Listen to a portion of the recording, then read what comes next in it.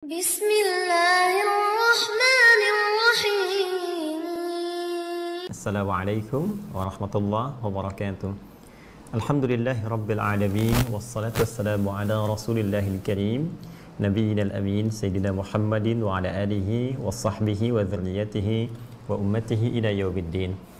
Wa ba'du, fa ya ibadallah, usi nafsi wa iyyakum bitaqwallahi faqad fazal muttaqun, fala tamutunna illa wa antum muslimun. Faqala ta'ala, ya ayyuhalladzina amanu taqullaha haqqa tuqatih wa la tamutunna illa wa antum muslimun. Saudara-saudariku, berjumpa kembali dalam program Aqsa Al-Quran Sunnah Solution.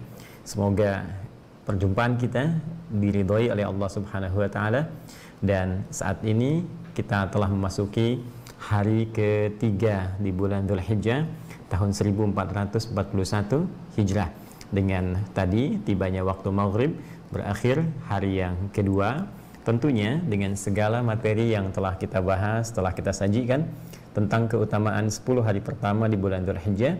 Kita pertama bermohon kepada Allah Subhanahu wa taala, semoga seluruh amal yang telah kita tenun menjadi soleh dalam pandangan Allah Subhanahu wa taala, dan tidak sekedar itu, seluruh amal soleh dimaksud dicintai oleh Allah Subhanahu wa taala. Pun demikian, kita berevaluasi diri sampai dengan masuk di maghrib menjelang isya ini, dari sekian aktivitas yang telah kita tunaikan, ada baiknya barangkali kemudian kita bisa tuliskan, kita bisa ukur, sehingga malam sebelum tidur kita bisa evaluasi untuk kita sempurnakan di hari berikutnya.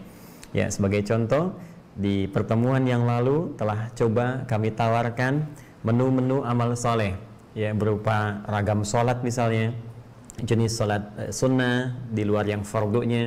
Maka sampai dengan ke maghrib ini, ba'diyah maghrib, ya, kita evaluasi dari malam sebelum kemarin tahajud atau tidak, ya.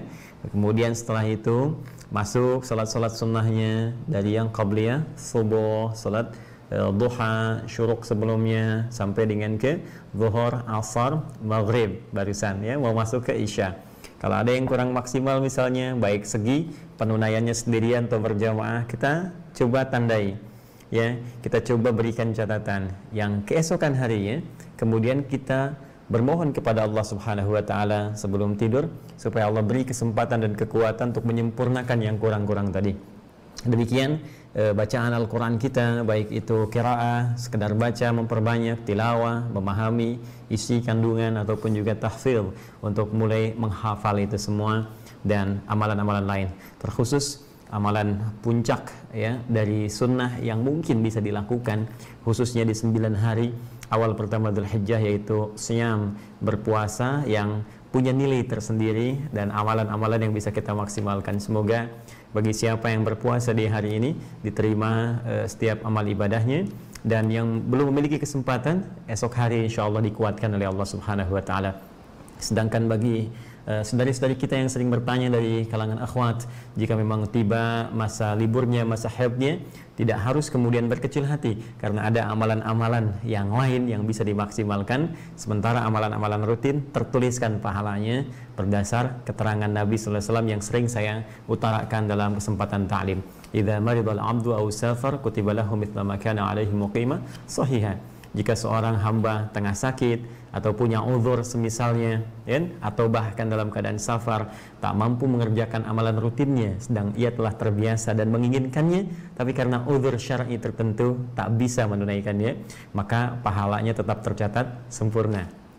Baik, kita mencoba untuk melanjutkan kajian pendalaman terhadap makna ayat-ayat Al-Quran berdasarkan keterangan yang sampai kepada kita dari para ulama-ulama yang tersambung sanad ilmunya kepada Rasulullah SAW.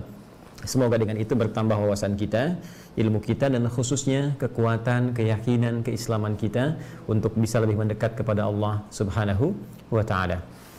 Baik, hari ini kita akan masuk kepada ayat yang kelima, ya, di surah Al-Baqarah, setelah kita sempurnakan di pertemuan yang lalu, yaitu ayat yang keempat di surah Al-Baqarah.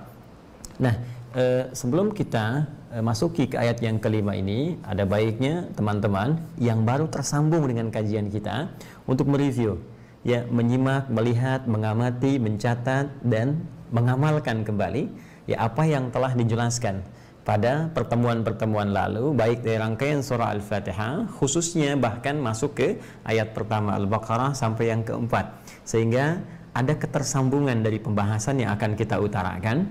Dan dengan itu yang paling menarik nanti ketersambungan ini menghadirkan pemahaman-pemahaman yang bisa menguatkan motivasi dan keimanan kita untuk lebih mendekat kepada Allah Subhanahu wa taala dan membangun sikap optimis dalam menjalani kehidupan di dunia ini.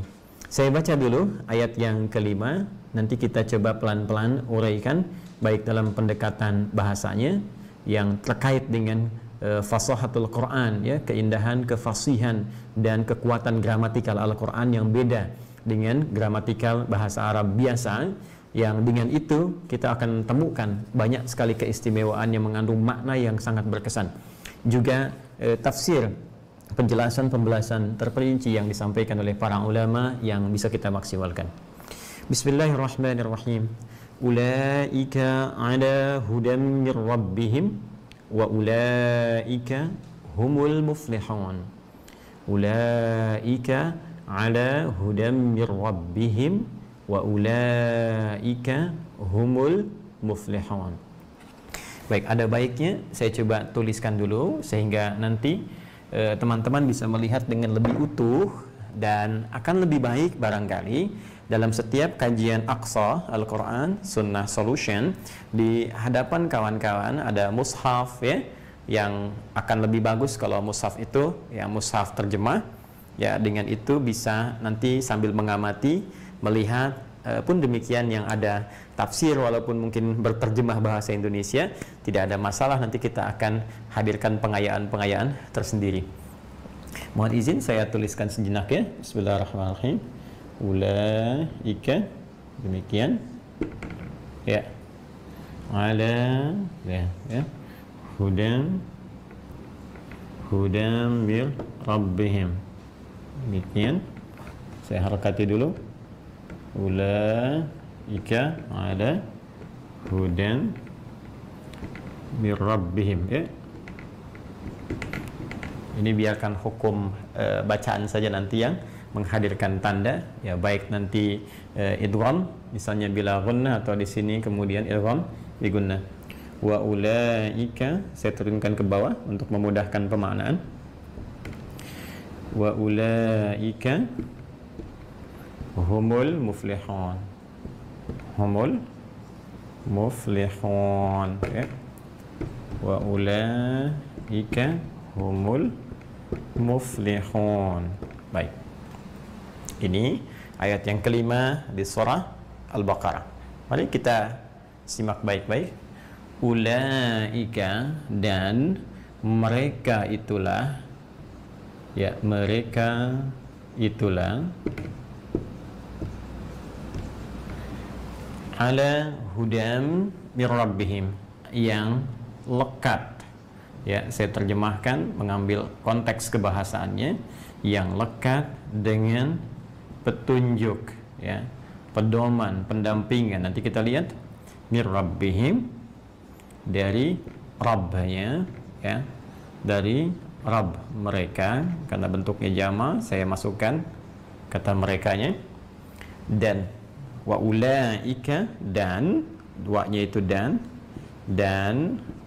ulaika, mereka itulah, ya, humul muflihun. Humnya bentuknya taukid, diartikan yang pasti, ya, atau bisa dikatakan benar-benar, ya, yang pasti. Muflihun, akan sukses dan bahagia, sukses dan bahagia. Baik, ayat kelima di surah Al-Baqarah ini seakan memberikan satu jaminan, garansi, sekaligus mengandung apresiasi langsung dari Allah Subhanahu wa taala kepada golongan-golongan tertentu yang dianggap spesial oleh Allah.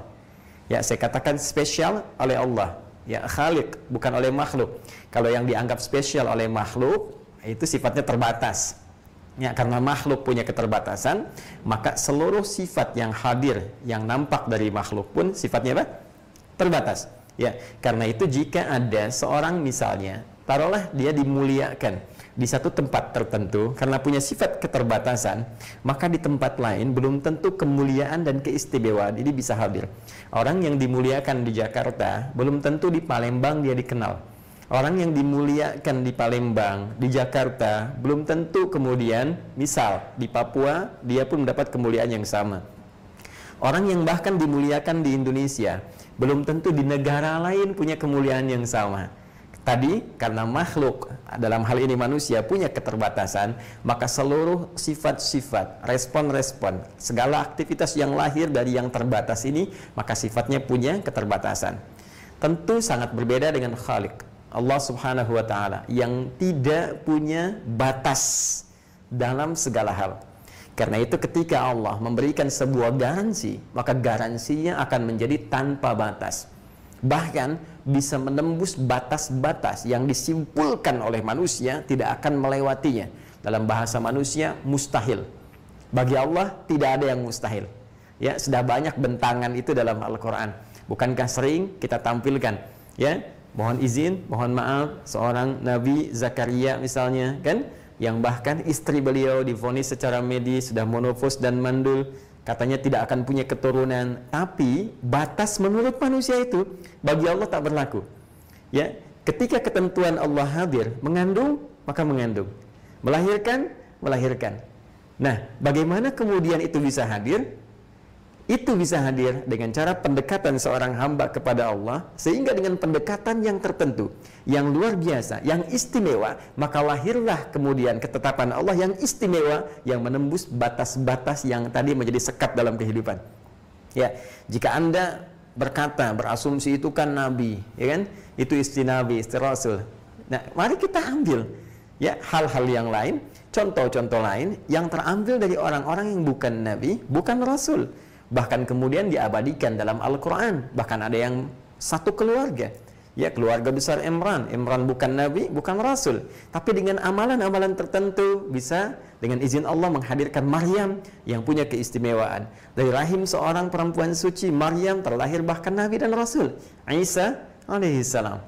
Ya, karena itu saya ingin katakan, ketika Allah mengungkapkan apresiasi yang sangat luar biasa pada kalangan istimewa yang spesial dalam pandangan Allah, maka kalimatnya tidak menggunakan diksi biasa.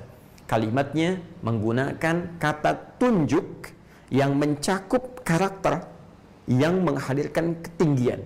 Jadi ada kata tunjuk, ya, isyarah tunjuk itu ya, yang menghadirkan karakter spesifik khusus, beda dengan yang lain.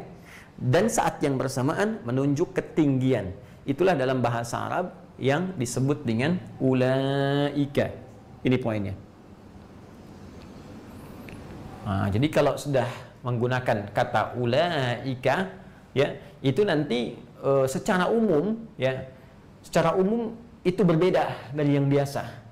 Ya, menunjuk sesuatu yang istimewa, walaupun nanti konteks ini bisa positif, bisa negatif. Kalau sifatnya positif, karakter sebelumnya, karena mengerjakan satu kegiatan tertentu, amalan tertentu, sifatnya positif. Ya, misal ibadah, keikhlasan, sholat, baca Al-Quran, positif semua. Maka kata ulaikanya pun akan membawa makna positif. Jadi ini golongan spesial, punya karakter istimewa dan ditinggikan oleh Allah, jauh dari karakteristik orang-orang biasa. Tapi bisa jadi, ini pun bisa negatif. Kalau ada orang-orang dengan karakter tertentu, dia mengerjakan perbuatan yang kotor, yang salah, dan ini tidak biasa, extraordinary, gitu kan? Jadi sesuatu yang nggak semua orang mengerjakan itu, dan dia menekuni itu celakanya. Ya, makanya nanti ketika ada orang-orang berbuat satu kemaksiatan tertentu dan dipertahankan itu sampai wafat, coba Anda bayangkan, karakter manusia itu kan taubat, gitu ya. Setan tidak bertobat. Makanya dicontohkan ketika Nabi Adam diizinkan dalam tanda petik, ya kan, berbuat kesalahan, maka apa yang ingin ditampakkan oleh Allah untuk menunjukkan karakteristik kemanusiaannya. Ya, dengan sifat kemanusiaannya bisa salah, bisa keliru. Ya, tapi lihat baik-baik, sifat kemanusiaan itu diberi jalan oleh Allah untuk bertobat. Karena itu, keadaan Nabi Adam yang ketika diberi izin oleh Allah, Itu untuk menunjukkan pesan kepada anak cucunya, inilah fitrah kemanusiaan. Kalau fitrah kenabian, ada keterjagaan. Fitrah kemanusiaan ketika keliru, diberi jalan untuk taubat. Karena itulah ketika Nabi Adam diizinkan oleh Allah, kemudian sampai berbuat keliru itu untuk menunjukkan ini cara pulangnya bagi anak cucunya yang bukan Nabi, bukan Rasul. Maka turunlah Quran surah kedua ayat 37. Nanti kalau kita sudah sampai, ya bagaimana diceritakan dalam Al-Quran, difirmankan oleh Allah petunjuk kalimat taubat. Fatalaqqa Adamu min rabbihi kalimatin fataba alaihi. Ya, maka Adam bertalaki, coba bayangkan. Ya, Adam bertalaki, belajar langsung dari Rabbnya. Jadi ini saking indah, sayangnya Allah kepada kita. Allah Maha tahu. Setan itu begitu durjana. Ya, siasatnya begitu tajam. Godaannya begitu halus, ya. Was-wasnya begitu dahsyat, bisa meresap ke dalam nafsu yang paling dalam, yang bersanding dengan takwa di dalam jiwa. Tidak semua makhluk anak cucu Adam manusia itu bisa sukses mengatasinya. Karena itu ketika diketahui, ya teman-teman sekalian, dan Allah Maha mengetahui semua tindakan manusia, dengan semua itu diberi jalan oleh Allah. Kalau nanti ada yang gagal pun karena digoda setan, nih cepat ambil jalan kembali. Saking sayangnya Allah. Jadi kalau kita mengerti betapa cintanya Allah, sayangnya Allah kepada kita, tentu Masya Allah tidak cukup rasanya semua yang bisa keluarkan di lisan kita untuk mensyukuri semua nikmat dan kasih Allah kepada kita semua. Nah, kembali, ya, karena manusia itu tadi sifat karakteristiknya bisa salah karena ada kecenderungan nafsu yang digoda setan, tapi saat keliru diberi jalan untuk bertobat, maka dia bertobat. Ya, fataba alaihi, maka diampuni, kemudian dosanya diterima tobatnya oleh Allah Subhanahu wa taala. Ini manusia. Setan tidak, seperti pernah kami uraikan ya dalam kesempatan-kesempatan yang lalu. Ingat pada program Sitama itu ya, serupa tapi tak sama. Setan salah, dia nggak tobat. Nah, karena itu kalau ada manusia berbuat salah, terus dia tidak mau taubat, itu extraordinary crime. Awas tuh, ya itu kejahatan yang sangat fatal dalam syariat. Itu fatal. Karena itu ketika dia kembali dihisab di hari kiamat, tak punya modal kesalehan, hanya pulang bawa kesalahan dan tidak dimanfaatkan sifat taubatnya sampai kembali kepada Allah, maka disebut dengan kalimat ulaika. Cuma muaranya sangat buruk sekali. Ulaika ashabun nar. Hum fiha khalidun. Ini mereka ini nih, ya. Ayo kamu tuh yang merasa tinggi saat di dunia, yang merasa paling hebat, yang merasa spesial. Tapi spesial kamu dalam konteks yang negatif kata Allah. Maka kenegatifan engkau pun diapresiasi dalam tanda petik ketika pulang. Dan semua kita akan pulang. Hati-hati ya, hati-hati. Setiap manusia pasti akan wafat. Yakin itu. Dan akan membawa pertanggungjawaban dari semua kegiatannya saat dia kembali kepada Allah. Bahkan saat mulai terpisah, ya, roh dengan raganya saat di dunia, dikala itulah kemudian seluruh aktivitas kegiatan dunianya akan mulai mendapatkan pertanggungjawaban dan punya persiapan saat akan kembali. Ya, ketika mempertahankan keburukan, ulaika ashabun nar, hum fiha khalidun. Maka mereka akan mendapatkan satu ganjaran menjadi temannya neraka. Temannya neraka dan kekal di dalamnya. Nah ini, ya jadi ini bisa menjadi konteks positif dengan kegiatan-kegiatan positif yang didahului sebelumnya, atau bahkan ini bisa beralih, bernegasi menjadi negatif jika didahului oleh perbuatan salah sebelumnya. Ya, maka mereka itulah, kita teruskan dulu sebentar ya. Ada hudan min rabbihim, yang akan lekat dengan petunjuk dari Rabbnya. Ya, ada hudan. Ini menarik. Ya, hudan sudah kita bahas teman-teman. Ya, hudan berarti pedoman. Hudan berarti petunjuk, bukan sekedar pedoman, tidak hanya petunjuk, tapi pedoman yang bisa memudahkan pada setiap aktivitas. Petunjuk yang mengantarkan pada kesuksesan, pada kebahagiaan, ya, pada solusi dalam setiap persoalan, mengantarkan pada kedamaian dalam kehidupan, meningkatkan semangat dalam beribadah. Ya, itu hudan. Kita telah bahas pada ayat yang kedua pada episode terdahulu. Tapi yang menjadi sisi terpenting bahasan kita ketika menggunakan kata ala. Ini poinnya. Ya, ala itu kan di atas. Ya, kalau teman-teman sekalian kembali ke bahasa Arab, tapi juga menjadi huruf jar dalam konteks ini. Apa rahasia di balik kata itu sehingga bahasan kita kemudian disandingkan dengan azan yang telah berkumandang?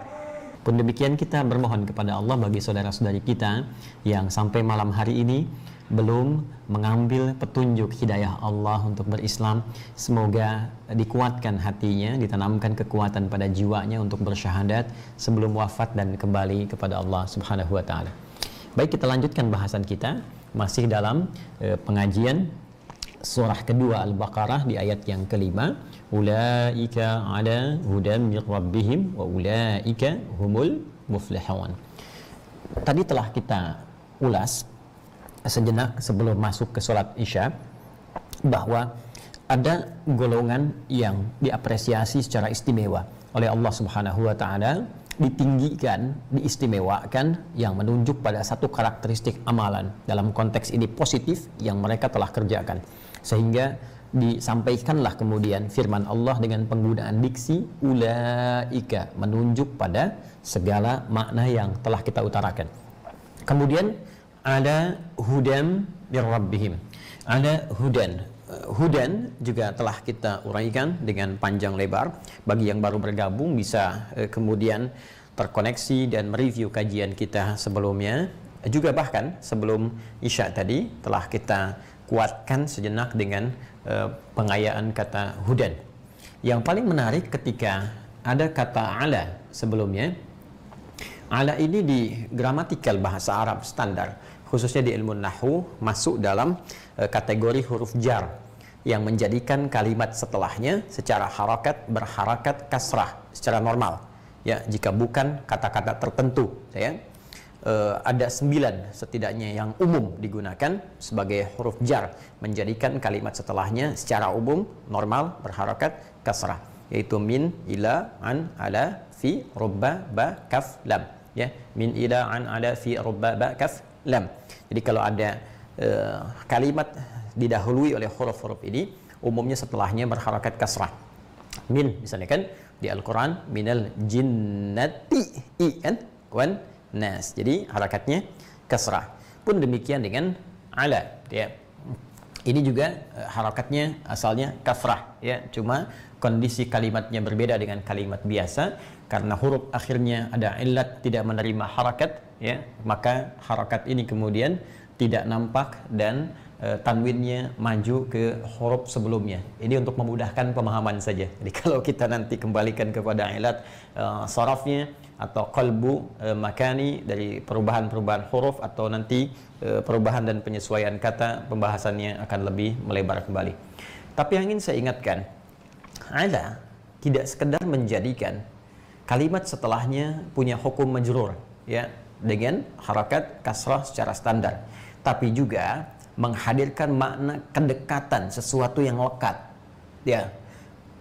Karena itu kata ala ini walaupun standarnya diartikan di atas pada umumnya, ya, dan di atas itu punya 2 kata, ada fauqa juga di atas, ya, ala juga di atas. Kalau saya mau ilustrasikan begini, ini saya mau katakan ini kitab, ya, kitab buku.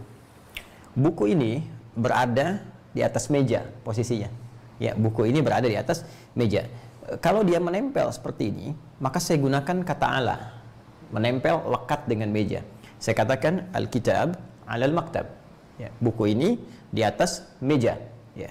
Tapi kalau saya angkat begini sehingga ada jarak antara buku dengan meja, ini masih di atas, ya. Tapi ada jarak, maka saya katakan dalam bahasa Arab al-kitab fauqal maktab, menggunakan fauqa. Ya, al-kitab fauqa al-maktab. Jadi ini ada jarak, yang ini lekat, tidak ada jarak. Dari sini saya ingin katakan, dengan cukup menggunakan kata ala saja, maka kalimat setelahnya itu terikat, ya. Karena itu terbawa hukumnya menjadi jar, nempel begini. Apalagi kemudian dalam konteks ini penggunaan katanya menggunakan ala yang menunjuk makna lekat, nempel. Jadi kalau menggunakan kata fauqa, maka hudan yang dimaksudkan, pedoman, petunjuk yang dibincangkan, yang dijaminkan di sini, itu belum nempel ke orangnya.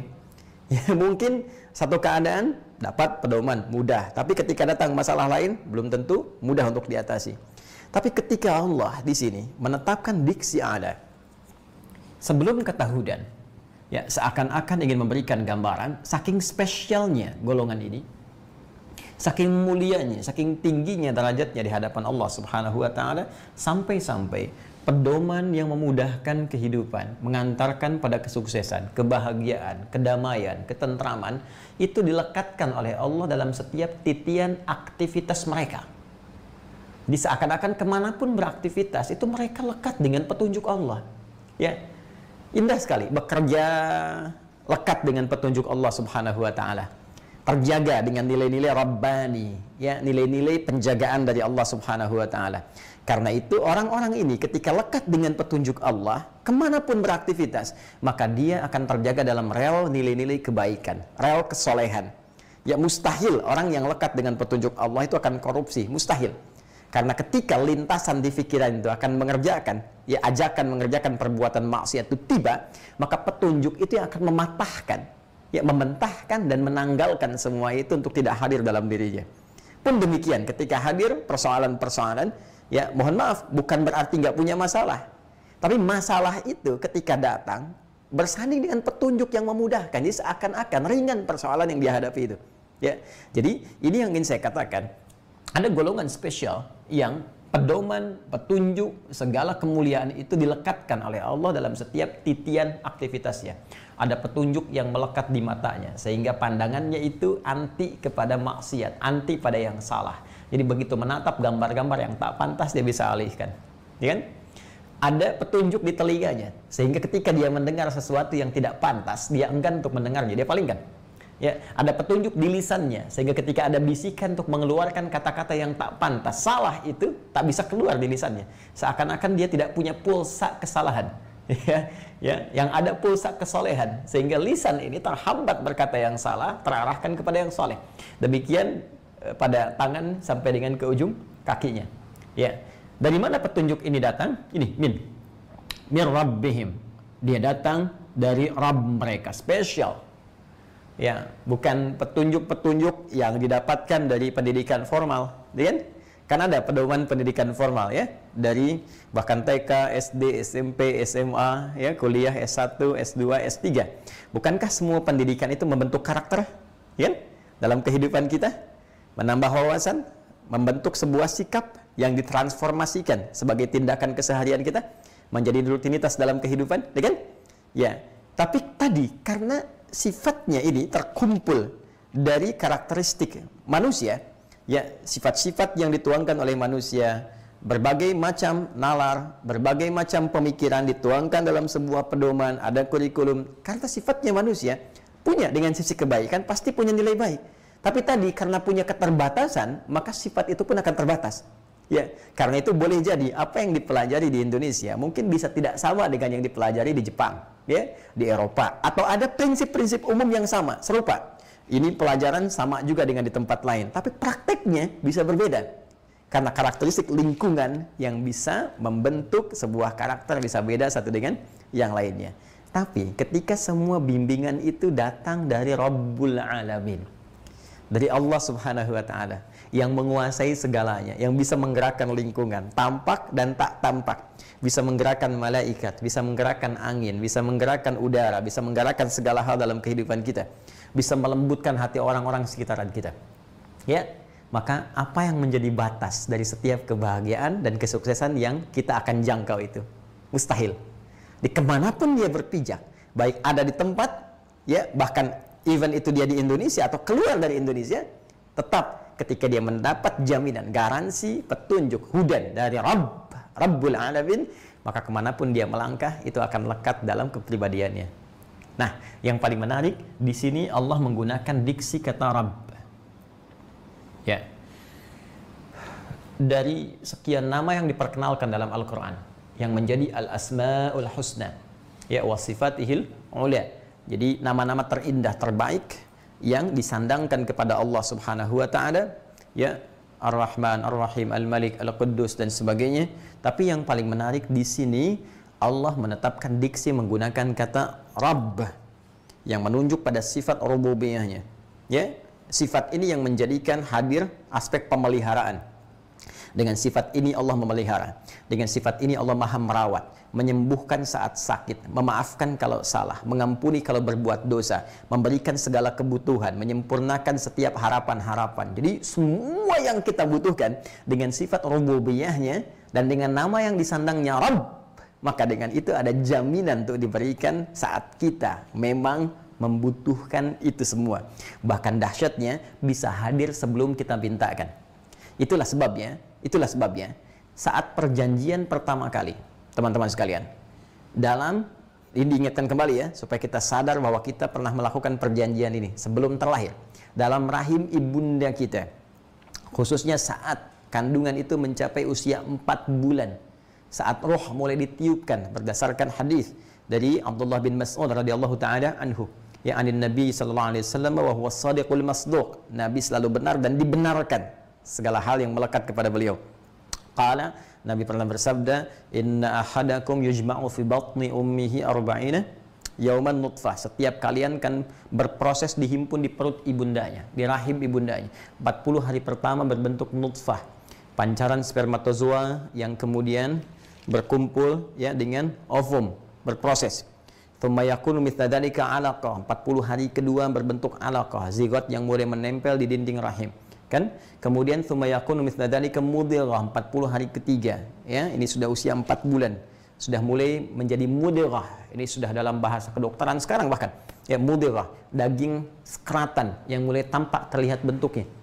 Ketika sampai usia 4 bulan ini, ya 120 hari, tsumma yursalu ilaihil malak, kemudian diutus malaikat, fayanfukhu fihi roh, maka diperintahkan untuk meniupkan roh.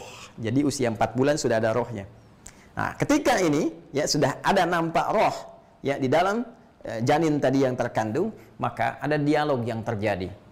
Apa dialog itu? Bisa kemudian kita amati, diabadikan dalam Al-Quran. Ini langsung informasi dari Allah sang pencipta kita. Kalau Anda ingin update tentang handphone, tanya pada pembuat handphone. Anda ingin update tentang mobil, cari ya insinyur-insinyur pembuat mobil. Anda ingin update tentang kemanusiaan kita, tanyakan kepada Allah sang pencipta. Maka Allah sampaikan di Quran surah ke-7 Al-A'raf ayat 172. Wa idh akhadha rabbuka, pakai Rabb. Ya, min bani adama min zuhurihim dzurriyyatahum wa asyhadahum ala anfusihim alastu bi rabbikum. Rabb. Ya, qalu bala syahidna. Masih ingatkah engkau ketika Allah mengambil komitmen perjanjian dengan semua anak cucu Adam ketika dalam proses kandungan ibundanya, ya, perhatikan baik-baik. Alastu bi rabbikum, apakah kalian ya berkomitmen menjadikan aku sebagai Rabb kalian? Perhatikan diksinya, pilihan katanya Rabb. Jadi Allah sendiri yang langsung menyampaikan, hei, aku kan Tuhan kalian, jangan khawatir, bahkan sejak di kandungan ini aku menjadi Rabb untuk kalian, ya, aku yang akan memberikan segala kebutuhan. Aku yang menempatkan kalian nyaman di dalam tempat yang mungkin orang melihat sempit ini. Ya, aku akan memberikan ketenangan, kedamaian, ketentraman sampai engkau terlahir pun. Aku yang mencukupkan segala kebutuhan, menyembuhkan saat sakit, memaafkan kalau salah, kalau engkau mau bertobat, mengampuni dari dosa. Ya, memberikan segala kebutuhan-kebutuhan, memberikan capaian harapan-harapan. Ya, apakah dengan ini engkau berkomitmen menjadikan aku sebagai Tuhan dan tidak menyimpang? Maka semua berkata, qalu bala syahidna. Tentu saja ya Allah, kami bersyahadat. Tuh ya. Jadi ini yang menjadikan fitrah kemanusiaan kita terbawa. Sehingga saat kemudian terlahir pun kita ingin mendapatkan harapan-harapan, punya persoalan dan mulai mengadukan, ingin memohon, ingin meminta. Ya, baik dari kekurangan yang kita rasakan, ingin segera dicukupkan kebutuhannya, sakit ingin disembuhkan, ya, kemudian yang lain-lainnya minta kita. Maka fitrah kemanusiaan dengan komitmen tadi menjadikan permohonan pertama kali kita kepada Allah menggunakan kalimat Rabb. Karena itu banyak doa dalam Al-Quran itu menggunakan kalimat Rabb. Ya, doa pertama Nabi Adam ketika bertaubat kepada Allah, ya, Quran surah ke-7 ayat 23. Dan taubat ini sesungguhnya contoh untuk anak cucunya, untuk kita ini. Kita yang paling berhak untuk memohon dengan kalimat ini. Dalam konteks apa? Dalam konteks kesalahan yang mungkin banyak kita kerjakan. Rabbana zalamna anfusana wa illam taghfir lana wa tarhamna lanakunanna minal khasirin. Menggunakan kalimat Rabb.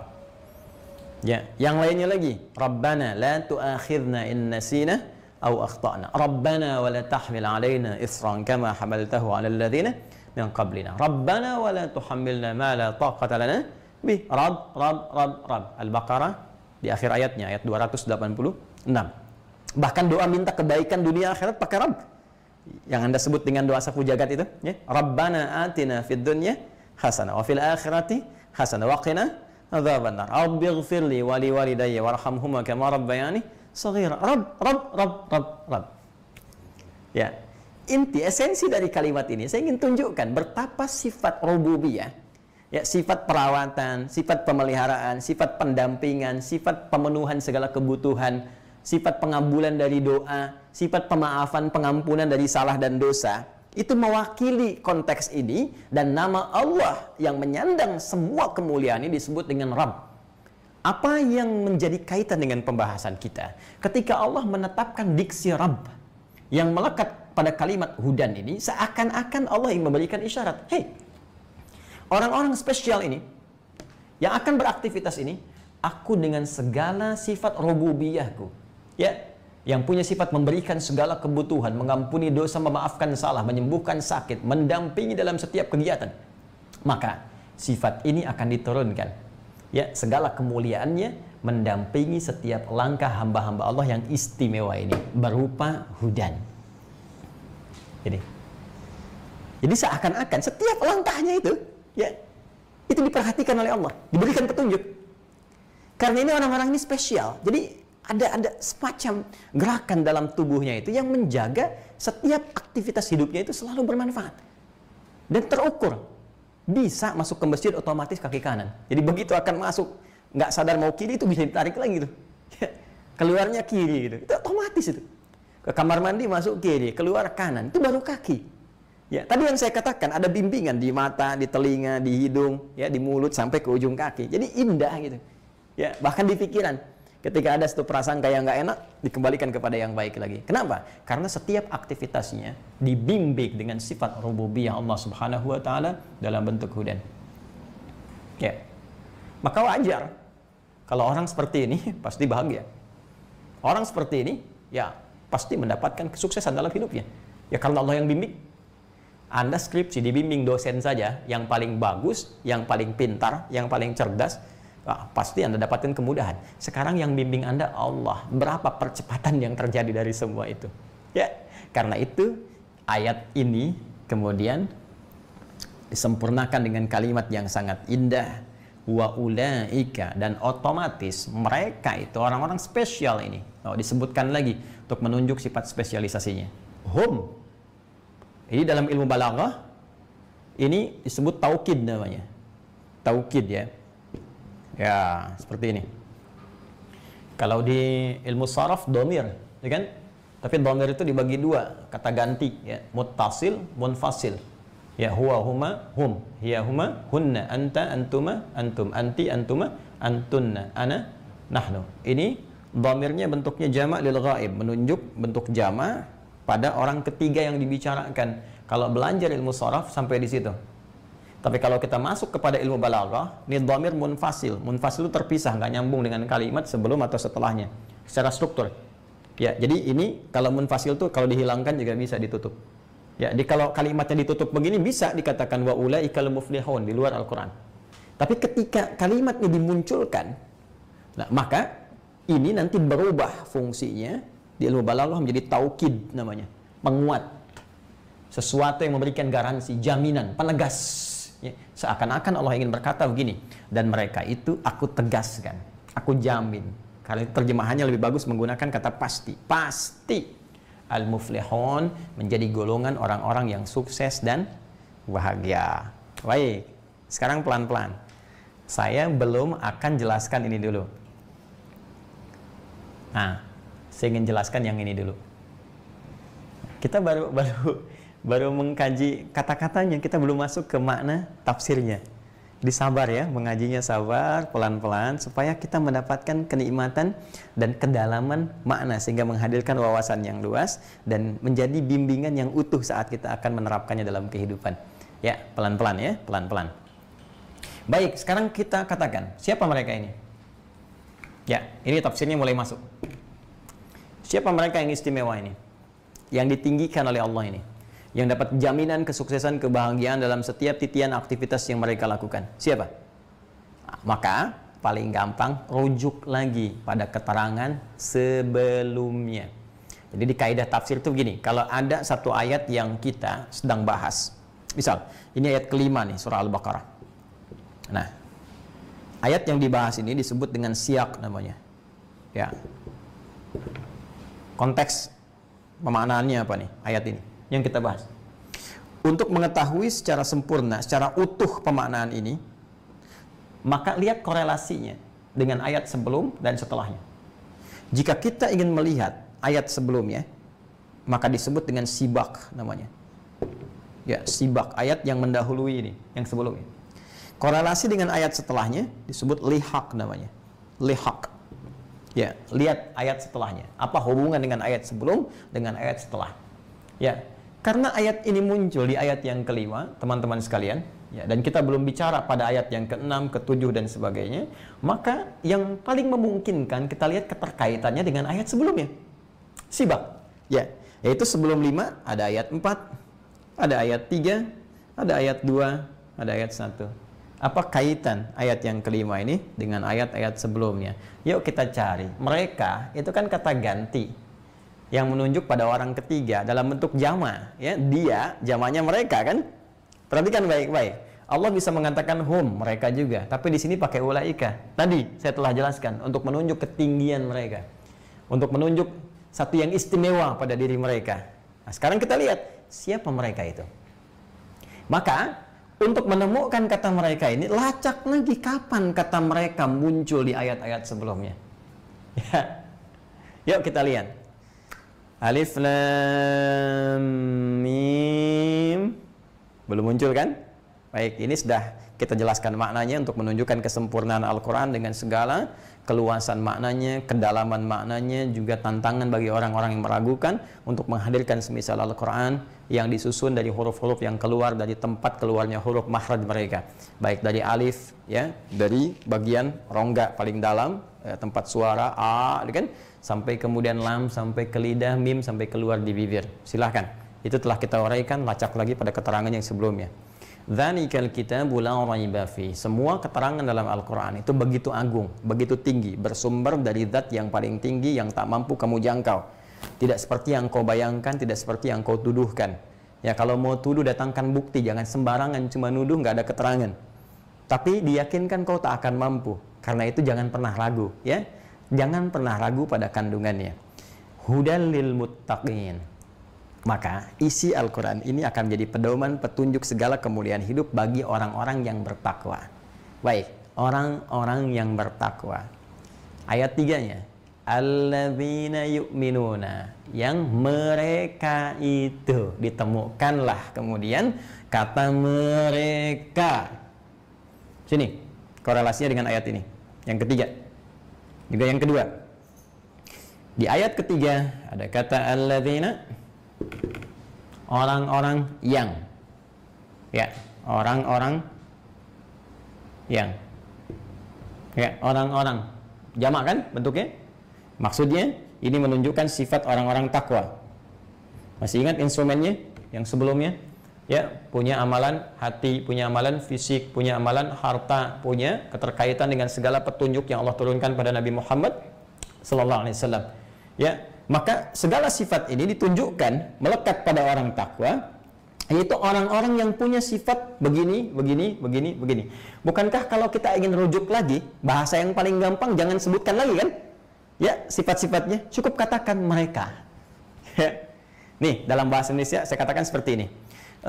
Bapak Ibu sekalian, teman-teman, sekarang di Masjid Al-Ihsan ada orang-orang yang sedang beribadah, ada orang-orang yang sedang baca Al-Quran, ada orang-orang yang sedang mengaji, mengkaji, mendalami hadis dan seterusnya.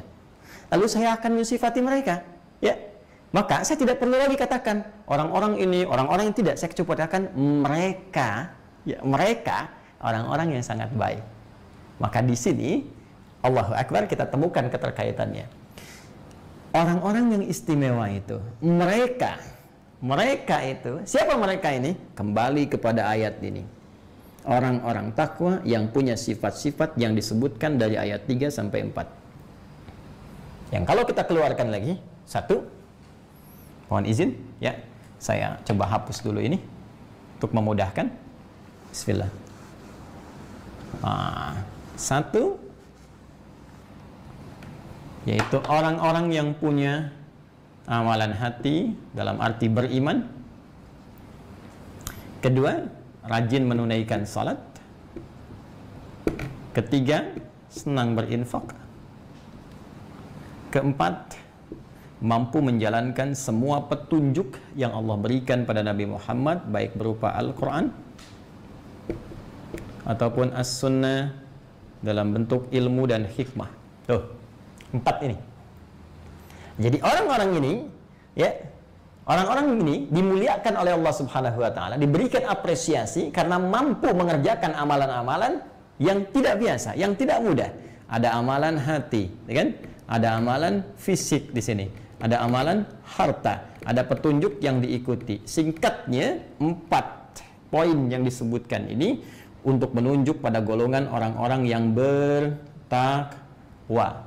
Orang-orang takwa inilah orang-orang yang akan diberikan garansi oleh Allah untuk mendapatkan segala kemudahan hidup. Orang-orang takwa inilah yang akan dibimbing oleh Allah dalam setiap titian aktivitasnya. Karena itu pantas kalau di Al-Quran, kalimat takwa itu selalu lekat dengan segala keistimewaan. Kalau nggak percaya silahkan cek. Ya, saya beri contoh misalnya. Orang takwa jika punya persoalan itu akan cepat diberikan jalan keluar. Semakin tinggi tingkat takwanya, semakin cepat diberikan jalan keluarnya. Contoh di Al-Quran surah ke-65, ya, di akhir ayat kedua, ketika Allah berfirman, wa may yattaqillaha yaj'al lahu makhraja. Teruskan sampai ke awal ayat ketiganya, wa yarzuqhu min haitsu la yahtasib. Siapa yang mampu meningkatkan takwanya, di takwanya terus naik. Semakin naik takwanya, ketika ia punya persoalan, yaj'al lahu makhraja, semakin cepat Allah memberikan jalan keluar. Sulit rizki, ya bagi dia mudah, karena Allah punya sifat Razzaq dan punya janji dengan sifat rububiyahnya untuk memberikan segala kebutuhan. Maka dari itu ketika orang mengatakan ada keterbatasan nih, nggak mungkin nih, situasi COVID nih, sulit nih, ada batas. Orang ini wa yarzuqhu min haitsu la yahtasib, bahkan diberikan rezeki oleh Allah dari sisi yang tidak dia duga-duga. Ya. Jadi nggak khawatir, manusia punya batas, perusahaan ini nggak bisa menampung bapak-bapak. Mungkin bapak saat ini tidak bisa bekerja lagi. Tidak apa-apa, barangkali Allah ingin pindahkan saya dari satu pekerjaan ke pekerjaan yang lainnya. Bukankah Allah yang memberikan rezeki? Ya. Lalu apa yang harus saya lakukan supaya Allah cepat memberikan rezeki itu? Ya, maka dekati Allahnya. Ini yang harus dilakukan. Ya, bukan menghabiskan waktu dengan sifat penyesalan, pesimis, mengeluh. Mengeluh tidak menyelesaikan persoalan. Ambil rumus cepatnya. Tingkatkan takwa. Dekati Allah pemilik rezeki. Bukankah Anda meyakini? Ya, karena itu kaidah takwa itu dibentuk dengan iman dulu. Ini yakin dulu. Yang punya rezeki siapa? Bos Anda atau Allah? Bos Anda aja berdoa kepada Allah. Masa Anda menggantungkan diri pada bos Anda? Ya minta kepada Allah, dekati. Bangun kepercayaan dulu. Bagaimana caranya? Ini poinnya. Ya, tumbuhkan bibit-bibit iman dalam hati kita. Bangun kekuatan yang paling dahsyat. Lalu koneksikan, bangun konektivitas. Ini semua musim online nih sekarang. Online, semua online. Sekarang saya tanya, online Anda, line Anda dengan Allah itu on tidak? Jangan-jangan dengan manusia line-nya itu on, tapi dengan Allah itu belum on. Nyalanya belum sempurna. Anda sekarang yang punya kegiatan, WFH, ada yang Zoom dari sekolah, sinyal nggak kuat aja, Anda paniknya luar biasa. Sekarang sinyal Anda nggak begitu kuat terhubung dengan pencipta Anda, apa Anda nggak panik? Ya. Kenapa kita begitu gelisah dengan dunia? Sementara dengan sang pencipta, belum terbangun kedekatan yang kuat. Itu penting dipertanyakan. Ya. Coba cek lagi. Allahu akbar, la haula wala quwata illa billah. Jadi kita mesti banyak berevaluasi diri ketika Allah memberikan kepada kita jalan-jalan untuk menjadi baik dengan hikmah-hikmah tertentu, mesti ada cara kita untuk merespon dengan cara yang elegan dan mulia. Ya. Teruskan ilmu. Ya. Begitu ada kesulitan, dengan peningkatan takwa ada kemudahan. Quran surah kedua Al-Baqarah di akhir ayat 282. Wattaqullah wa yu'allimukumullah. Tingkatkan takwamu kepada Allah, maka Allah akan mengajarkan kepadamu tambahan pengetahuan. Banyak teman-teman. pengetahuan, kebahagiaan, kemudahan, rizki, itu dikemas dalam kalimat takwa. Jadi yang paling menarik, perhatikan cara bacanya. Ketika Allah meminta kita untuk meningkatkan takwa, sesungguhnya poinnya apa? Ingin memuliakan kita. Ingin membuat kita bahagia, ini muflihun. Ingin membuat kita sukses. Jadi ketika kita diminta untuk melalui titian tangga-tangga takwa, artinya itu titian kesuksesan. Tangga-tangga kebahagiaan. Anda yang inginkan, Allah kasih jalannya. Anda yang minta kemudian pintunya, Allah bentangkan pintunya. Sekarang Anda mau ambil kuncinya, tidak untuk membukanya. Itu poinnya kan? Anda yang minta, Anda yang berdoa, Allah kasih jalan. Jalannya nggak diikuti. Sekarang bagaimana Anda bisa mendapatkan apa yang Anda inginkan? Tak masuk akal. Ya. Maka dari itu, sekarang kita coba hapus dulu yang ini. Untuk lebih mendapatkan gambaran lebih utuh tentang poin-poin ini. Perhatikan baik-baik teman-teman. Bismillah. Mohon izin ya. Saya hapus dulu ini. Mohon maaf untuk memudahkan kata ulaika ini. Nih. Jadi kata ulaika ini menunjuk kepada orang-orang yang punya nilai keistimewaan dengan sifat takwa. Untuk menjadi pribadi takwa, titiannya ini yang telah saya uraikan dengan panjang lebar pada pertemuan-pertemuan sebelumnya. Karena itu, kalau kita ingin mendapatkan satu penilaian positif, apresiasi dari Allah yang dengan ini mengantarkan kita pada kemuliaan, sukses dan bahagia, maka hal yang paling penting kita lakukan, ayo segera berubah. Transformasikan diri kita dari keadaan hamba yang biasa, muslim, mukmin, transformasi menjadikan muttaqin. Berubah jadi orang takwa. Bagaimana caranya? Ini. Maksimalkan, berlatih kita. Hadirkan riyadhah dalam kehidupan kita. Mulai sekarang pasang target, saya mesti jadi orang takwa. Ini poinnya. Pertama, tanamkan bibit iman dengan kuat dalam jiwa. Nih bibitnya. Iman. Belajar lagi ilmu tauhid yang benar, ya. Dan jangan terlampau kompleks. Ini saya sedang riset, mudah-mudahan Allah berikan petunjuk yang cepat, mudah dan benar, ya. Di antara yang sedang saya riset adalah ayat-ayat Al-Qur'an terkait dengan nilai-nilai tauhid, juga nanti hadis-hadis Nabi Muhammad sallallahu alaihi wasallam. Sejauh ini saya temukan pelajaran Al-Qur'an itu begitu simpel, nggak ribet. Nggak ribet. Coba Anda bayangkan, Al-Quran yang diturunkan oleh Allah kurang lebih selama 23 tahun itu, kurang lebih, bukankah terdiri dari Makkiyah dan Madaniyah? 114 surat kan? Pernah tidak Anda mengeluarkan ini? Bukankah yang Madaniyah, yang selama 10 tahun Nabi di Madinah kurang lebih, itu ada 20 surat? Yang di Mekah 82 surat, 12-nya ikhtilaf, ya, berbeda pendapat ulama. Ya, sekarang kalau kita satukan misalnya, 82 surat, taruhlah tambah 12-nya misalnya, 94. Ya, Makkiyah yang turun di Mekah itu bimbingan apa saja? Ya, kalau kita kaji semuanya, termasuk keterangan para ulama, itu kan cuma 3 secara umum diajarkan. Satu, tauhid, mengenalkan Allah dengan segala kekuasaannya, ya kan? Kemudian yang kedua, ibadah pokok berupa salat. Yang ketiga, akhlak. Ini nanti di Madinah baru masuk hukum. Dan tahu nggak ayat-ayat tauhid yang turun kepada Nabi Muhammad? Simpel sekali, rasional, simpel, dengan dalil akli yang sangat tajam, dengan dalil nakli yang sangat kuat, balago yang sangat dalam, tapi sangat mudah dipahami. Nggak ada banyak perdebatan kasus-kasus. Kebanyakan kurikulum tauhid yang ada sekarang itu kurikulum yang dibentuk setelah ada dialektika pemikiran, ketika banyak penerjemahan menerjemahkan alam pikiran Yunani dengan segala pemikiran filsafatnya, ya, terutama di abad ketiga Hijrah. Sehingga muncullah perdebatan-perdebatan, muncul aliran-aliran. Nah, ini yang menjadi pembahasan kekinian. Sehingga sibuk dalam perdebatan itu, lupa dengan esensi pelajaran tauhidnya. Sehingga alih-alih imannya kuat, muncul banyak perselisihan. Gara-gara tafsir yang ini, kan? Hanya kemudian akidah bisa diukur dengan pertanyaan, di mana Allah?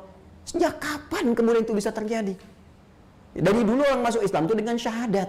Dan ini kompleks, persoalannya sederhana sebetulnya. Riwayatnya ada, hadisnya ada, pemahaman bisa berbeda, tapi esensinya menuju pada esensi yang sama. Jadi sekarang banyak aliran, banyak ini, banyak itu, bahkan diukur dengan pemahaman tertentu, sehingga ini yang berpotensi menimbulkan konflik sampai dengan kekinian. Kenapa nggak kita kembalikan pada pemahaman yang paling gampang, paling mudah, paling rasional, berlaku untuk seluruh kalangan? Ya, dan dahsyatnya ini di setiap masa akan terjadi pertanyaan-pertanyaan itu, dan telah dijawab tuntas oleh Al-Quran. Ya, bagaimana memahami secara akal? akan wujudnya Allah, akan kuasanya Allah. Kenapa Allah mesti satu? Kenapa Allah benar-benar Tuhan? Ya, bagaimana kemudian kita bisa mengetahui Allah Tuhan yang benar? Diajarkan dengan sangat mudah, simple, rasional, gampang dipahami. Ya, dan jauh dari perdebatan-perdebatan yang tidak produktif. Sehingga dengan pembahasan itu orang-orang dulu itu terbangun keyakinan yang utuh kepada Allah, imannya kuat. Yakin, percaya betul. Dan tinggal disambungkan, membangun konektivitas dengan amal soleh. Ya. Dari sini baru kemudian muncul turunannya. Dari benih, tumbuh dia, dipupuk dia, muncul tangkainya, gitu kan? Pupuk dengan ibadah sholat, mulai dimaksimalkan. Ini telah saya bahas tuntas. Ibadah harta, ada infak, teman-teman sekalian.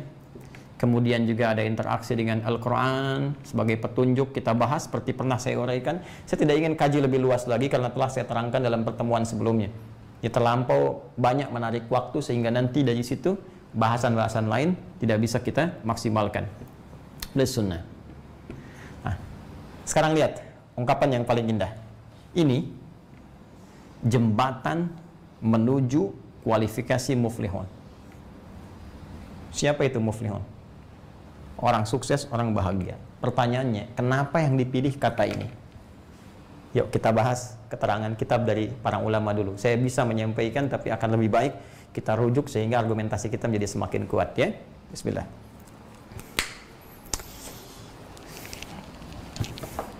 Bismillahirrahmanirrahim. Yang terhubung kita bisa baca di halaman ke-46. Saya coba mengambil contoh salah satu tafsir dari Tafsir Al-Wasit, ya, Al-Quranil Karim, karya Syekh Muhammad Sayyid Pontawi. Al-muflihun, ya, kata al-muflihun ini minal falah, terambil dari akar kata utamanya falah. Nah, ini ahli bahasa, ini ahli balaghah. Jadi begini, teman-teman, kalau baru belajar tasrif di ilmu saraf, maka biasanya gambarannya dia akan tasrif. Muflihun itu kalau bagi yang belajar pertama ilmu saraf, dia nggak akan temukan kata falah. Yang dia akan gali kata aflaha yuflihu iflahan, kan? Aflaha yuflihu iflah, fahuwa muflih. Tapi kalau kita mengambil kedalaman akar dari bahasa Arab, maka kita akan gali infinitif kata pertamanya. Apa kata pertamanya? Nah, ini yang disebut oleh para ulama seringkali ketika mengatakan ini terambil dari akar kata ini. Yang dimaksudkan akar kata yang paling dalam, akar mulanya. Nah, ini maksudnya. Ya, jadi ini kenapa penting saya uraikan, ini manhaj para ulama demikian. Dan dalam paparan saya kadang-kadang ketika menyampaikan akar kata ini, nah ini saya suka melampaui batasan sorof, jadi saya kembalikan kepada asalnya. Nah, ini yang sebagian kadang-kadang yang menyimak barangkali tengah belajar ilmu saraf, kadang memahaminya nggak benar itu. Ya, azza yu'azzi ta'ziyatan, bukan dari azza ya azza. Memang benar secara sorof demikian, azza yu'azzi ta'ziyah, ada ilat di situ. Tapi kalau kita dalami ke dalam akar kata bahasa Arabnya, kita akan temukan kemudian kedalamannya dan korelasi di balik itu. Ya, kenapa ta'ziyah disebut ta'ziyah? Ya dari kata azza yu'azzi ta'ziyatan secara sorof, artinya menghibur, membuat orang senang kembali, yang menghilangkan kesedihan ketika ditinggal seseorang yang wafat. Tapi jangan lupa, dia punya korelasi dengan kata al-izz, azza ya'azzu, sesuatu yang tinggi, yang agung. Jadi ketika kita datang, tinggikan kehormatannya, agungkan, angkat lagi dia, sehingga dengan pengangkatan itu menghadirkan kebaikan, melupakan apa yang tengah ia alami, sehingga hadir dia dalam suasana kesenangan. Ya, angkat kebaikan-kebaikan yang wafat itu, sehingga terangkat kembali nilai-nilai kemuliaannya. Dan dikaitkan dengan hadis-hadis Nabi SAW. Demikian saya sedikit memberikan satu ulasan karena ada beberapa yang sampai kepada kami kadang-kadang salah paham dalam beberapa keterangan. Jadi ini al-muflihun, kata muflihun itu dari falah, ya, wa huwa dhafar wal fawz bidarkil bughyah. Ya, jadi ini falah ini asalnya menggambarkan satu kesuksesan yang melalui titian, ya, untuk mencapainya dari satu harapan yang telah dirancang. Jadi Anda gini, Anda sekarang pengen berharap, misalnya saya kuliah nih, saya pengen sukses, IPK-nya 4. Terus Anda punya rancangan nih, ya, dari mulai semester 1, semester 2, semester 3, Anda ikuti tahapannya. Ya, ketika Anda dapatkan itu di penghujungnya dan sukses mendapatinya, itu disebut falah namanya. Jelas? Ya, teruskan dulu.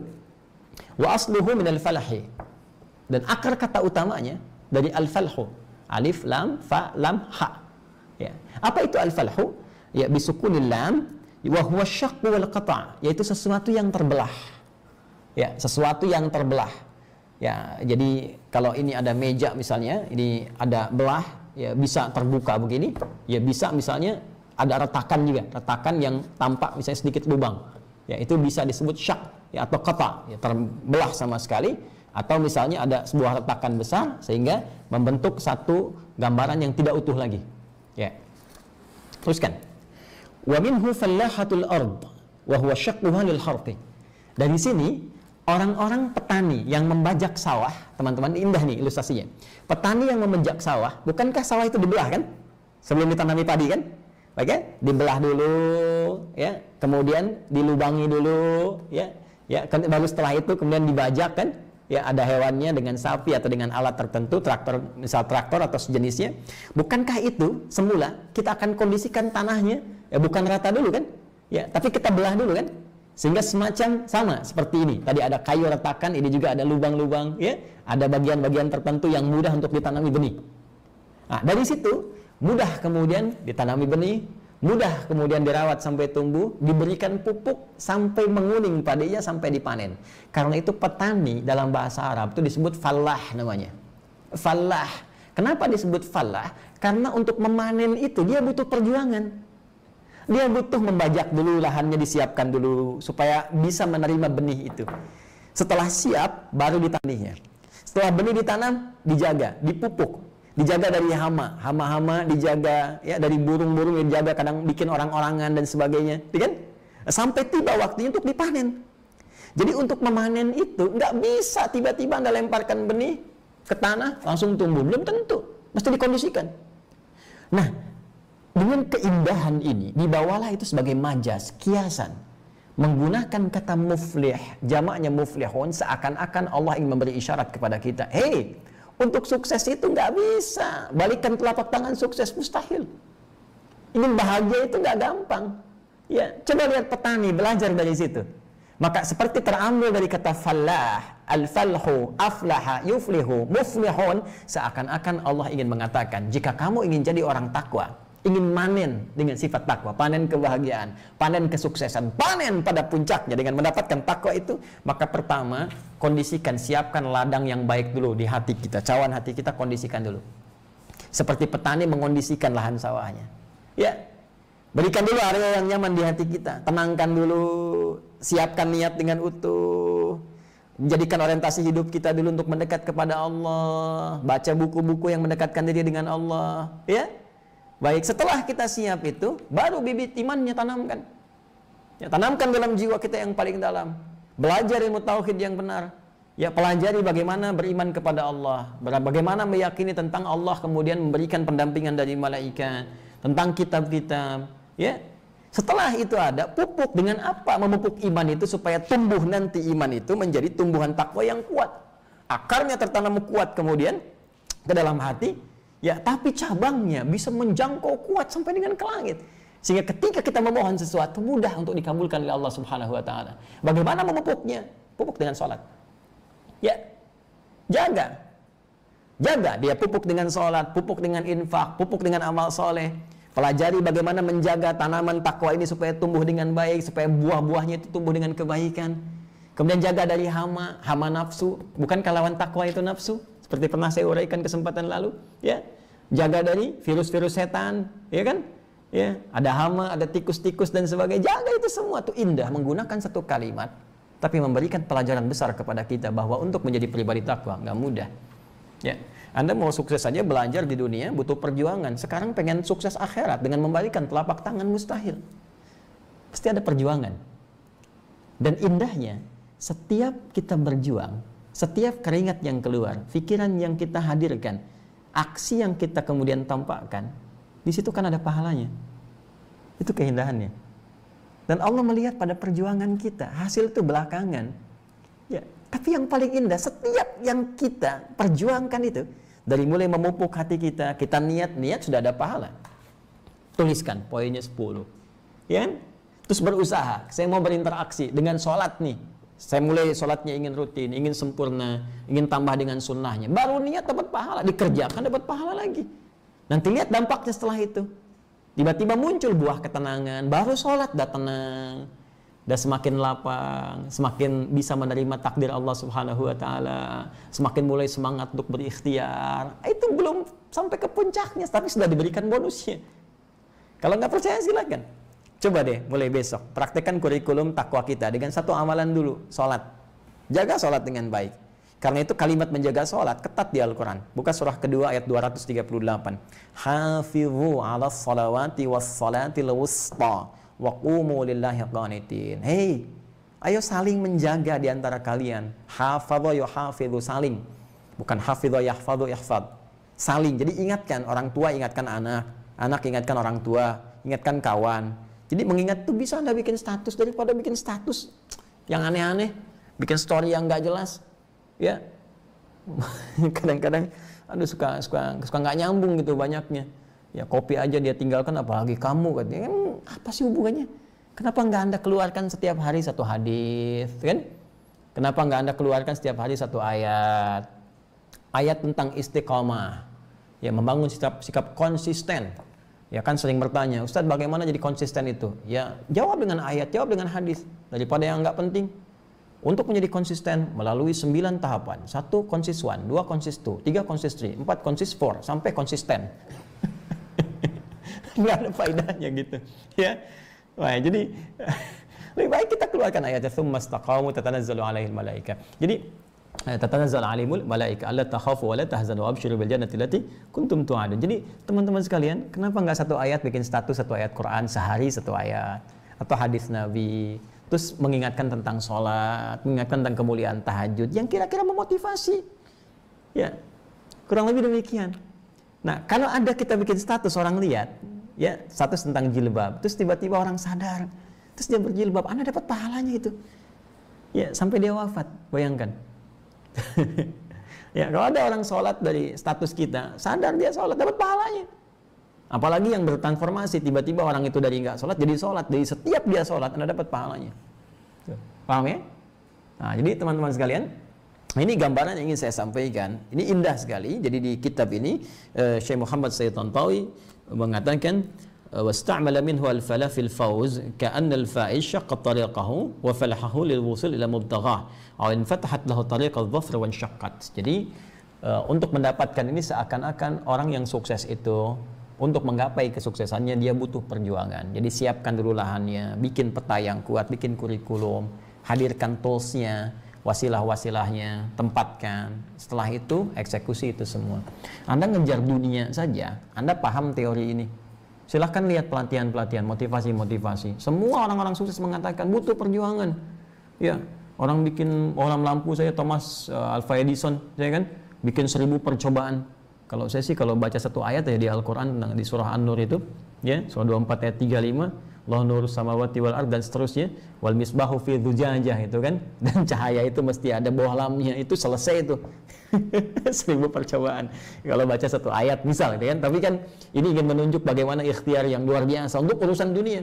Jangan bayangkan, bikin pesawat terbang, percobaannya berapa kali gagalnya. Bikin mobil, percobaan berapa kali. Bikin motor, bikin handphone berapa kali. Anda dunia aja butuh tahapan. Masa akhirat pengen jalan tol? Cepat begitu saja. Mesti ada perjuangan, kawan. Dan di perjuangan itu ada pahala. Maka nikmatilah perjuangan itu. Untuk menikmati itu butuh kelapangan hati, kekuatan iman. Karena itu iman ditempatkan yang pertama. Bajak dulu lahan hatinya. Ya, lahan hati kita, bukan bajak hati orang. Ya. Lahan hati kita. Ya, lahan hati kita kondisikan dulu, ya, kemudian lapangkan dulu sehingga mudah kemudian iman untuk bertanam kuat di dalam jiwa kita. Indah ya kalimatnya ya, Masya Allah. Nah, jadi kalau sudah begini, passion apapun yang kita kerjakan dalam kehidupan dunia, Anda mau jadi apa aja silakan. Ya, kalau ustadz nanti akan jadi ustadz yang bertakwa. Jangan diduga semua ustadz itu bisa bertakwa, belum tentu. Kalau ustadz itu pun nggak berjuang dengan nilai-nilai ini. Hah? Apalagi musim begini, musim media sosial. Ayo, ya ini saling mengingatkan. Maka tolong doakan saya juga, ya. Doakan saya dan doakan para ustadz-ustadz supaya tidak terjebak, ya, dari pengalihan pada poin-poin positif ini.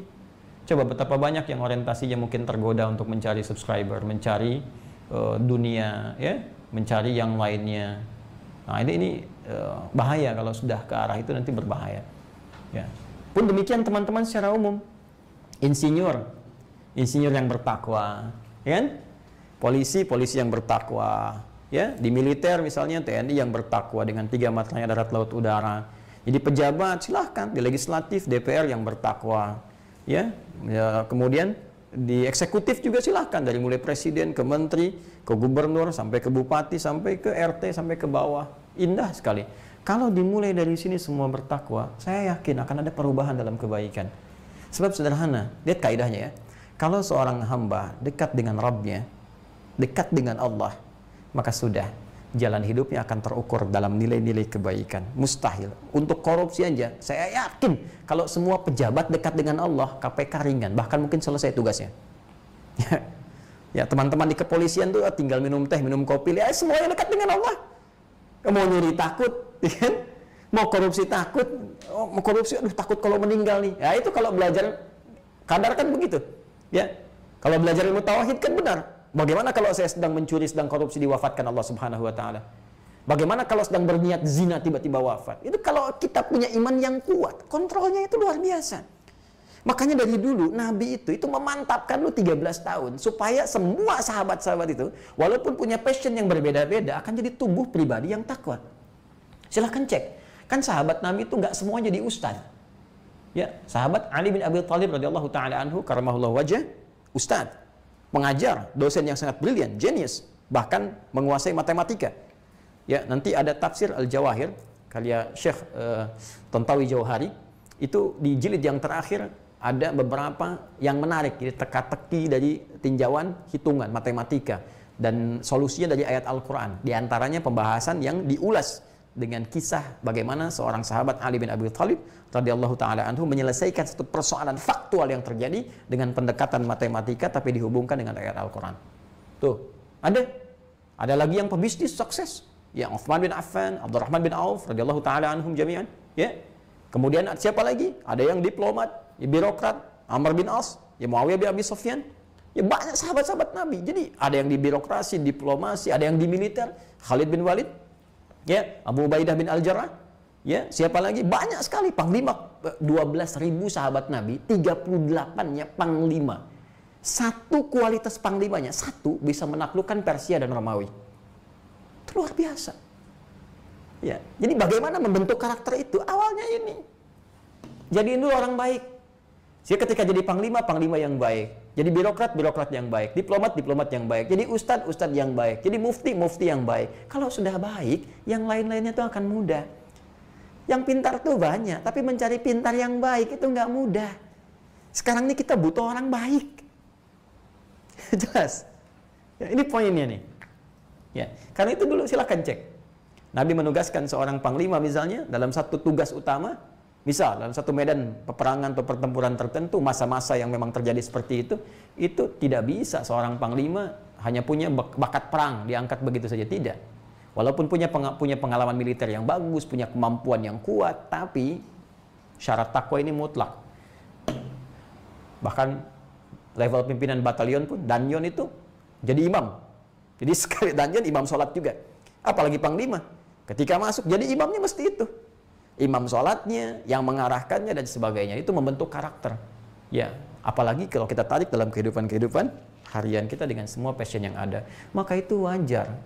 Kalau bisa membangun kemakmuran negeri sampai menjadi corong peradaban yang memberikan sinar pada dunia. Wajar. Karena apa? Spirit ini yang muncul. Sehingga siapapun mendapatkan manfaat dalam kehidupan. Even itu non-muslim sendiri. Silahkan lihat dalam sejarah. Tidak ada orang-orang Islam mempraktikkan nilai keislamannya sampai kemudian mendapatkan kemakmuran di setiap tempat yang dipijak, kecuali membawa manfaat dalam lingkungannya siapapun yang hadir di sekitarannya. Ini yang pertama. Jadi kita nggak usah lihat orang lain. Dan jangan sebut orang, sebut diri sendiri. Satu nunjuk orang. Ini 4 kembali ke kita. Jadi nggak usah melihat orang. Sekarang Anda mau jadi apa? Apa yang Anda kerjakan? Rubah dulu jadi diri Anda sebagai pribadi yang baik. Kalau kita sudah baik, maka yang nggak baik-baik itu akan malu. Ujung-ujungnya akan ikut menjadi baik dalam kehidupannya. Ini poinnya. Jadi kita siapkan generasi-generasi yang terbaik di masa-masa yang akan datang, sehingga dengan itu kualitas kehidupan kita lebih bernilai. Nah, kalau belum mampu kita mengupdate dengan cepat, maka setidaknya cari teman-teman yang baik dulu. Dimulai sekarang, cari teman dengan kualifikasi ini. Karena itu ada yang menafsirkan juga bahwa ayat 1 sampai 5 ini ingin menunjukkan golongan orang-orang baik yang salah satu manfaatnya bisa dijadikan teman dalam kehidupan. Ya, bisa jadi teman dalam kehidupan berkeluarga. Jadi kalau istri, ya, perempuan pengen cari calon suami, lihat kualifikasi ini, maka rumah tangganya akan dijamin dalam naungan petunjuk ridha Allah Subhanahu wa taala. Akan dapat kemudahan. Ya, cari istri yang beriman, cari suami yang beriman. Ya, maka turun ayat Quran surah ke-2 Al-Baqarah nanti di ayat 221. Wala tankihul musyrikati hatta yu'min wala amatun mu'minatun khairum min musyrikati walau ajabatkum. Jangan nikahi perempuan-perempuan yang belum beriman. Ya, walaupun nanti ada orang beriman, perempuan beriman yang mungkin wajahnya menurut pandangan kamu biasa saja, itu lebih baik dibandingkan dengan yang belum beriman walaupun dia begitu memesona. Ya, Allah aja dia tinggalkan apalagi kamu. Kan? Ya. Wala tunkihul musyrikina hatta yu'minu wala 'abdun mu'minun khairum min musyrikin walau a'jabakum. Ya, pun demikian, jangan nikahkan anak-anak perempuanmu dengan laki-laki yang belum beriman. Jadi iman itu tinggi kualifikasinya. Ya, lebih baik menikah dengan pria yang mungkin parasnya biasa-biasa saja, ya, tapi punya keimanan yang dalam. Itu lebih bagus dibandingkan memilih pria, ya, kemudian yang engkau kira begitu memesona tapi tak punya iman. Ingat, pesona wajah itu bisa luntur kapan saja karena fisik ini terbatas. Ya, coba lihat sekarang. Ya, coba lihat sekarang teman-teman sekalian. Sekarang kelihatan muda kan? Kuat. Kulitnya begitu halus, padat dan sebagainya. Nanti lihat berapa puluh tahun ke depan. Ya. Karena itu ada kakek yang ditanya, enak mana zaman sekarang dengan zaman dulu? Enak zaman dulu, Ustaz. Kenapa? Karena zaman dulu istri saya masih cantik. Sekarang udah nenek-nenek gitu. Atau sebaliknya. Ya, kenapa? Ini jawaban sangat menarik, ingin menunjukkan bahwa segala tampilan fisik itu nggak abadi. Tapi iman, ukurannya begitu kuat. Dibawa kemanapun, suami beriman itu, mau sejak awal nikah, sudah jadi ibu, jadi nenek, jadi kakek, kalau imannya kuat, itu Masya Allah, keindahan rumah tangga itu akan tercapai. Karena Allah memberikan semua pedoman-pedoman kemuliaannya. Ya, cari teman yang baik. Pun demikian, teman kerja, cari ini kualifikasinya, cari yang beriman dulu. Makanya banyak di Al-Quran itu, teman-teman sekalian, ajakan-ajakan dari Al-Quran untuk memilih teman yang beriman. Ya, dan iman ini dalam konteks ini, dalam konteks nilai yang mengajak pada kebaikan. Ada iman-iman palsu. Nanti dari mulai ayat ke-8 sampai dengan ayat ke-20, itu golongan orang munafik. Jadi tampak seperti beriman, tapi iman nggak sampai ke hatinya. Sehingga menjadikan kontradiksi antara keimanan dengan perilakunya. Mengatakan diri beriman, di KTP-nya tertulis muslim, tapi tindakannya jauh dari nilai-nilai keislaman. Maka yang seperti itu bukan iman yang hakiki. Karena itu kalau Anda ingin mengecek siapa orang beriman yang sesungguhnya, nih, lihat urutannya. Pertama, lihat rajin sholat nggak? Ingatkan Anda pada sholat nggak? Ngajak Anda sholat berjamaah nggak? Kalau di kantor ada yang sudah mulai ngajak sholat berjamaah, mengingatkan sholat, ciri pertama ini orang baik nih. Ya. Kalau sudah berteman dengan yang seperti itu, Allahu Akbar. Ada berkah nanti, ada tambahan-tambahan kebaikan. Kalau nggak percaya silahkan. Dia bukan hanya hadir saat Anda merasakan suka, tapi dalam duka pun dia akan jadi teman yang sangat setia, memberikan motivasi kepada Anda. Ya. Dan dia akan mengajak Anda berbuat baik tanpa batas. Even itu pada teman Anda yang non-muslim. Dia akan ajak. Ya, dapat gajian, diajak, yuk kita makan dulu, ya. Ajak teman kita tuh, yang lain juga semua ngumpul, Masya Allah. Nggak batas. Karena itu tahap latihan pertama, cari yang ini dulu. Nanti dari sini akan menyebar auranya, jadi nilai-nilai kebaikan. Jelas ya? Nah, kalau sudah dapatkan yang ini, ingat, as-shalah yang pernah saya terangkan, bukan cuma mencakup yang fardu kan, sunnahnya. Jadi pertama cari yang fardu dulu. Kalau ada yang sudah levelnya naik ke sunnahnya, itu yang hebat. Orang yang jaga sholat sunnah, jaga tahajud, dekati itu, jadikan teman baik tuh. Ya. Setelah itu, nanti naik levelnya, senang berbagi, senang infak, hadir dalam kesulitan Anda. Walaupun sedang tak punya, dia bisa referensikan. Minimal dia doakan, minimal dia membesarkan hati Anda. Itu gambarannya. Nah, ini puncaknya, ahli Al-Quran. Ya? Yang ditopang oleh kekuatan sunnahnya. Bijak. Bukan cuma hafal Quran, hafal sunnah, hafal hadis, tahu hukum, tapi akhlaknya kosong. Ya. Gemar mencela, gemar berselisih, gemar macam-macam. Itu ada sesuatu yang tidak lengkap. Karena ingat, 82 surat standarnya turun di Mekah itu akhlak. Makanya banyak orang masuk Islam tuh karena melihat akhlak orang Islam luar biasa.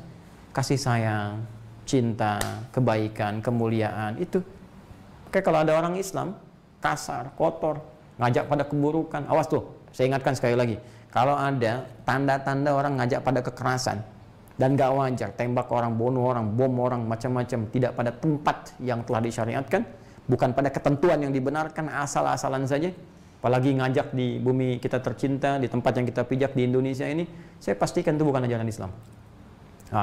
Ada sesuatu yang salah itu, dan yang perlu diluruskan. Ya, standar saja. Karena itu kalau sudah menemukan yang seperti ini, ahli Quran, Masya Allah, kemudian senang dengan sunnah-sunnah Nabi, ya, kemudian sunnah itu kan bisa berupa hikmah, bijak, akhlak, bisa berupa pengetahuan, ya, senang menambah wawasan. Artinya apa? Artinya, ya, ini bisa luas, bukan cuma jadi ustadz, ya, mungkin ada dokter. Coba lihat, pernah nggak buka, teman-teman temukan kitab namanya Bidayatul Mujtahid fi Nihayatil Muqtasid. Ini Bidayatul Mujtahid, itu kitab yang dikarang oleh Ibnu Rushd. Itu tentang perbandingan mazhab, muqaranatul madzahib. Jadi di situ membandingkan, ini ada kasus begini, ini pendapat imam ini, imam ini, imam ini, disajikan kepada kita. Cuma tidak sampai kepada qaul rajih, pendapat yang kuat. Cuma menyajikan, itu luar biasa. Ini dalilnya ini, persoalan fikih dibandingkan dengan pendapat-pendapat yang ada mengacu pada dalil-dalil Al-Quran dan hadis. Jadi ini sudah pasti nih, hafal Quran, hafal hadis, tahu fikih. Tahu nggak yang nulisnya siapa? Dokter bedah. Ya, silahkan cek ulama-ulama kita dulu. Ada ahli matematika, fisika, kimia, astronomi. Siapa mereka? Hafal Quran dalam usia 7 tahun, ada yang 9 tahun. Ya, Al-Kindi, Al-Farabi, Al-Ghazali, Al-Khawarizmi, Al-Battani, ya, Al-Jabiri dan lain sebagainya. Jabir bin Hayyan, bapak kimia, ya, Al-Jabbar itu, Al-Jabbar, siapa bapak matematika itu? Dari orang Islam. Ya, yang menganalisis karya-karya masa lalu kemudian disempurnakan. Jadi saya ingin katakan, jangan batasi passion takwa itu pada kalangan-kalangan yang terkait dengan ilmu syariat saja, ustadz, kiai, habib dan sebagainya. Tapi Anda, pebisnis, bisa menjadi pebisnis yang bertakwa, pejabat yang bertakwa, eksekutif yang bertakwa, legislatif yang bertakwa, yudikatif yang bertakwa. Semua kita punya peluang, dan takwa tidak dimonopoli oleh satu golongan tertentu. Takwa dibuka peluangnya oleh Allah pada semua kalangan yang ingin meraihnya. Jangan dengarkan pendapat manusia sekalipun mereka menghukumi Anda pada titik nadir yang paling rendah. Kamu ini mantan napi, kamu ini mantan narkoba. Tidak, mantan itu selesai artinya. Mantan itu selesai. Artinya, itu sebuah isyarat, tinggalkan semua itu. Jadi mantan, selesai. Pindah kepada yang baru, karena Anda sangat berhak menjadi pribadi yang lebih baik. Tidak ada yang bisa menghalangi Anda untuk jadi baik. Ya, dan Allah membuka semua pintu itu sampai tiba masa kematian kita kembali kepada Allah Subhanahu wa Ta'ala. Tinggal siapa di antara kita yang meyakini ayat ini dan bergegas untuk mewujudkan diri kita demi meraihnya. Itu poinnya. Ulaika ada hudam min rabbihim wa ulaika humul muflihun. Untuk mendapatkan derajat ini, cari dulu teman-teman baik di sekitaran. Ya, kalau dalam suasana Covid begini, cari kajian-kajian yang bagus, cari ustaz-ustaz referensi yang baik, mengarahkan pada kebaikan, kebenaran, kemuliaan, merubah pribadi Anda lebih mulia dalam pandangan Allah Subhanahu wa Ta'ala. Ini kurang lebih, teman-teman, makna ayat yang kelima. Tinggal kita bikin kurikulumnya. Momentumnya sangat bagus karena kita berada di 10 hari pertama di bulan Dzulhijjah, sudah masuk pada hari ketiga. Jadi ini yang paling enak banget untuk mempraktekkan ini. Ya, karena amalannya dimotivasi dengan kuat, menjadi dicintai, maka saatnya kita bisa meningkatkan salat hari-hari ini. Kemudian kita juga bisa mulai berinfak, minimal menabung untuk bisa kurban. Ya, kalau belum ada sampai ke situ, ya kita bisa berbagi dengan apa yang kita punya, seperti sebagian sahabat berbagi dengan ayam, gitu kan? Nah, itu nggak masuk dalam kategori kualifikasi kurban, ya, dengan hewan ternak, tapi menunjukkan kesungguhan untuk berbagi. Ya, pun demikian teman-teman sekalian, juga dengan kualifikasi amalan-amalan lain.